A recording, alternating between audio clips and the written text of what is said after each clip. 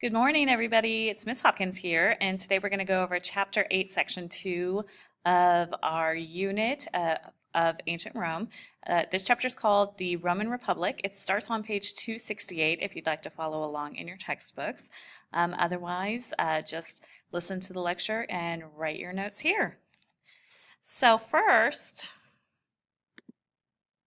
we're going to talk about Rome's government, and you'll notice some similarities to another government that you should be at least a little bit aware of. First of all, you have the citizens. Who are the citizens of Rome? They are the patricians and the plebeians. Okay, the patricians are the wealthy landowners. These are your aristocrats. This is your ruling class. We've seen it in every civilization that we've talked about so far. They are the rich ones with all of the land, and they control pretty much everything. And then you have the plebeians, okay? They are the artisans, the shopkeepers, the small farm owners. They are your everyday citizens that run things, not the ones that are running the government, but the ones that are running life, making sure that everybody has what they need. And these are referred to as plebeians. Now, hold on a second. There we go. Both of these groups of people are considered to be Roman citizens in that they both pay taxes, they both serve in the army, as part of their citizen duties. And for that, they earn the right to vote. So they all have the right to vote. However, the way that the government worked didn't necessarily make it so that everything was even for them. There were still big differences between the patricians and the plebeians. Okay, so how does the government work? The Roman government at this time is a tripartite. Yeah, that's just a fancy word of saying that it has three parts. The three parts: one runs the government, one makes the laws, and one acts as judges. So let's think for a second about another three-section government that one runs the government, one makes the laws, and one acts as judges. If you look at the United States, then what are the three, which of the three branches of government would do those things? Okay, so even though they have checks and balances by having this three-tier system, it's different from the United States because the powers are not separate in all things, and so they are able to influence each other in ways that they probably shouldn't have, and so the government wasn't as strong as it could have been. Okay, so a consul. What is a consul? Two of the consuls were chosen every year. Basically, these are your presidents. They are the head of the army and they run the government, which are two of the things that the president is in charge of in the United States. But instead of just one, they have two. And that's so that they could veto each other. They worked as a kind of a team so that one doesn't get more power than the other. There was always a limit to what each one could do. Also, I want to say with the consuls, they were only elected to be consul for 1 year at a time. They had very temporary limits so that they could never gain too much power. Okay, and then you have the praetors, which sounds like a dinosaur, but it's not. A praetor is not a dinosaur. The praetor's job is to act as a judge. They are put in place by the assembly. We'll get to that in a minute. Okay, and then you also have the Senate. The Senate's made up of 300 patrician men. Notice I said patrician. I haven't mentioned anything about the plebeians because they are not involved in the Senate at this point. They serve for life. There's not a term limit here. Once you're a senator, you are a senator for life. They began in an advisory role as like a council for the councils, but eventually they gain power and they are able to make laws after a few years. Okay, so the Assembly of Centuries, these are the people who, it's like a board or a council of patricians that their job is to elect the consuls and the praetors and put them into place. And they also pass laws. Okay, now let's talk about the plebeians versus the patricians. and what their roles in government were. Okay, so the plebeians had, as you saw from the sections we just went over, they have very little control in the government. They really don't have a say in what's going on. They're allowed to vote, but they can't become government officials themselves. So this ticked them off. Obviously, they are also paying their taxes. They're sending people in to serve in the army, and they're not allowed to have a say in the government control. So in 494 BCE, the plebeians go on strike. This means they refused to serve in the army, and they left Rome to set up their own republic. The problem with that is that the plebeians were the majority. It's always the wealthy landowners, or the patricians in this point of history, they are always a minority. The people who are at the lower level are always the majority. So if all of the plebeians leave Rome, and not all of them left, but a chunk of them left, and they take their tax money with them, then there's not enough money to run Rome. There's not enough people to govern over. So this was a bad thing.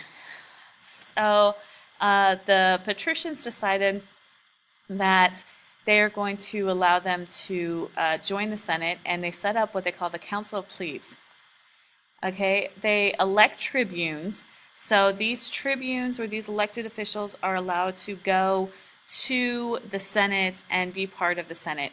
And as a tribune, they could veto the government plans. If it was something that was going to be bad for the plebeians, they could veto that. So in 544 BCE, the patricians and the plebeians, it was finally decided that they could marry, which up to that point, you weren't allowed to marry a plebeian if you were a patrician, and vice versa. There was a class distinction, kind of like the caste system we talked about in India.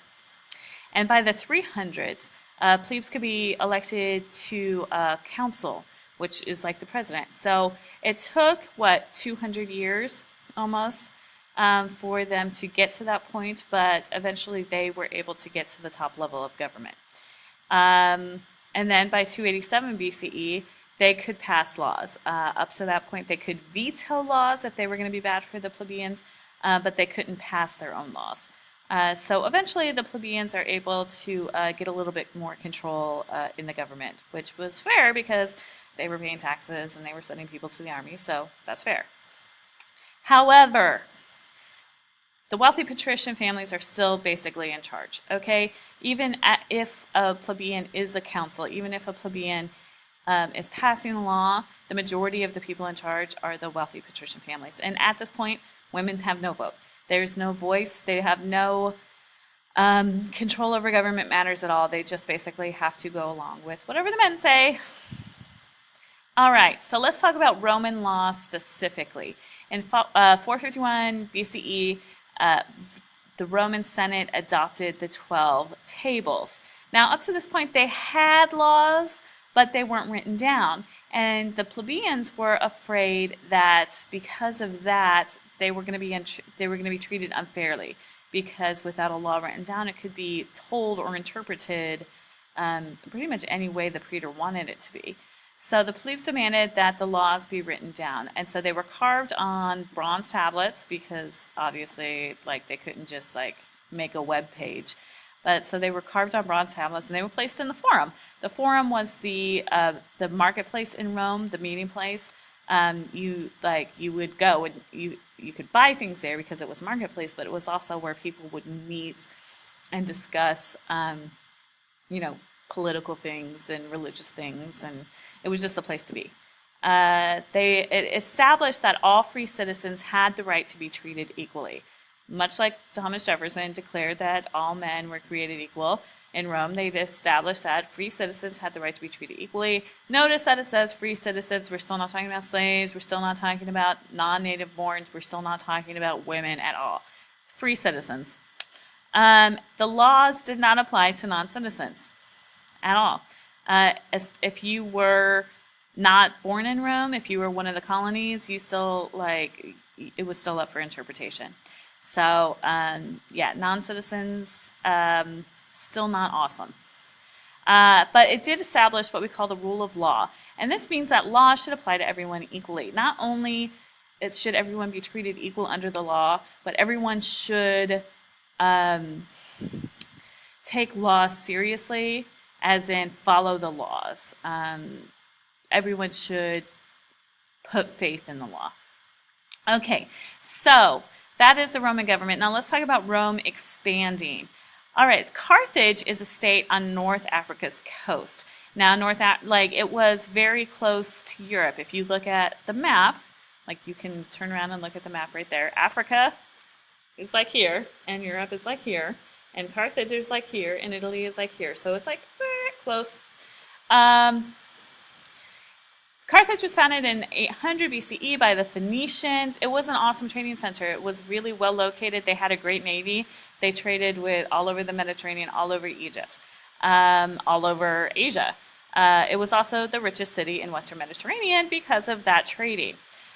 So let's talk about the First Punic War. There's going to be 3 Punic Wars. This is the first one. So Carthage and Rome both want Sicily because here's Africa, Carthage, here's Italy, and Sicily is like right here. And so they both want Sicily. And so they're fighting over it. The war is going to last for 20 years. Rome does not have a navy before this, which is kind of dumb because it's a peninsula, but now Carthage gives it a reason to build up its Carthage gives Rome a reason to build up its navy, and they crushed Carthage in 241. So like 20 years, that's a long time. So the Second Punic War happens because Carthage is like, fine, take Sicily, we're going to go over here to southern Spain, and Italy's like, I don't like that. So Rome is like, hey, Spain, you want some help? And Spain's like, cool. And so Rome helps Spain rebel and kick out Carthage. Well, Carthage is like, no thanks. And they decide to send a guy named Hannibal to Rome in 218 BCE. Now, we're not talking about the Hannibal that is a cannibal and eats people's faces. This Hannibal was an army general. Okay, he may have eaten people's faces, but that's not like part of history that we know. Hannibal goes across the Alps. He takes 46,000 men. He takes enough horses for his men, and he takes 37 elephants. I don't know why either. I guess because you could load a lot of stuff on an elephant. Now the problem is they're crossing the Alps. You know who's not native to the Alps? Elephants are not native to the Alps. Generally, Carthaginians are not native to the Alps. They're going to suffer huge losses while crossing the Alps. But they're still a strong army, and they're still able to defeat Rome at the Battle of Cannae. Also, that is a typo. It should not say sever. It should say severe, Severe. It suffered a severe loss for Rome in 216 at the Battle of Cannae. Okay, so while this is happening and they are fighting in Rome, a guy named Scipio is building up another army and taking it down to Carthage, and he's causing so much havoc that Hannibal is like, oh crap, I've got to go back down there. So he forces Hannibal's army to return to Carthage to defend Carthage and leaves Rome open. Rome's able to recover, and Scipio's army is able to kick their butt at the Battle of Zama. The Battle of Zama, Rome defeats Carthage's army, even with Hannibal and all of his elephants. So the Third Punic War, even though at this point Rome has beaten Carthage's military, they're still strong in trade, but Rome comes back and beats them down again in 146 BCE, and this time they take no prisoners. Okay, well, actually, they took a lot of prisoners. They burned Carthage to the ground, they enslaved 50,000 men, and they made Carthage a Roman district, so they had to pay taxes and send army without the rights of citizenship. Okay, so really quickly, I've only got like 40 more seconds. Other people that are put under Roman rule at this time. Macedonia comes under Roman rule in 148 BCE. 2 years later, the rest, not all of Greece, but most of Greece comes under Roman rule. In 129 BCE, they start taking Asian provinces, and they declare the Mediterranean Sea Mare Nostrum, RC, okay? Meaning that they have decided that they are going to take over this whole area, and the world is going to belong to Rome. Okay, and we're going to see more of that in the next chapter.